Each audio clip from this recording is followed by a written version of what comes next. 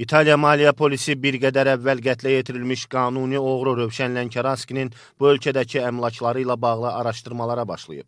Polis Lənkəranskiyə aid 2 otelin yerini müəyyənləşdirib. İtaliyanın turistik bölgələrindən sayılan Salerno yaxınlığındakı Positano qəsəbəsində yerləşən Le Serenius və Hotel Cove dei Saraceni otelləri Lənkəranski tərəfindən nəqd qiymətə alınıb. Qanuni oğru bu otellərə üst-üstə 101 milyon avro pul ödəyib. Məlumata görə Cove dei Saraceni oteli Lənkəranskinin kriminal aləmdəki müttəfiqi Şeyx Həmzət adı ilə tanınan Xamzat Qastamirovun xanımının, ikinci oteli isə Rövşənin yaxın qohumlarından birinin adına keçirilib.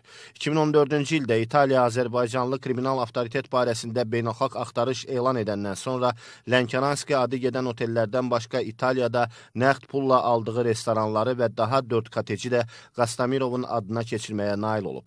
Xatırladaq ki, həmin vaxt Rövşən Lənkəranski mütəşəkkil cinayətkarlıq, qəsb, rüşvətxorluq, çirkli pulların yuyulması və rəsmi sənədləri saxtalaşdırmaqda təqsirli bilinərək İtaliya tərəfindən axtarışa verilmişdi.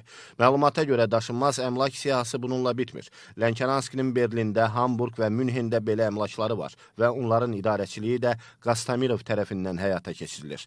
Qastamirov bir qədər əvvəl elə həmin Berlində türk və çeçen kriminal dairələrini başına yığaraq Rövşən Lənkəranskinin qisasının alınacağını bildirib. Başqa bir məlumata görə Şeyx Həmzət qüvvələrini son illər Almaniyada yaşayan türk mafiyos klanının lideri Bülent Bafralı və cinayətkar aləmdə nüfuzlu olan Sedat Şahinlə birləşdirib. Mənbənin bildirdiyinə görə belə bir birləşmə kriminal aləmdə son 26 ildə ilk dəfə baş verir. Tezliklə İtaliya mafiyasının bosslarından sayılan Diabolik ləqəbi ilə ad çıxaran Matteo Massena Denaro və Bernardo Provenzano da Şeyxə dəstək verəcəklərini bildiriblər.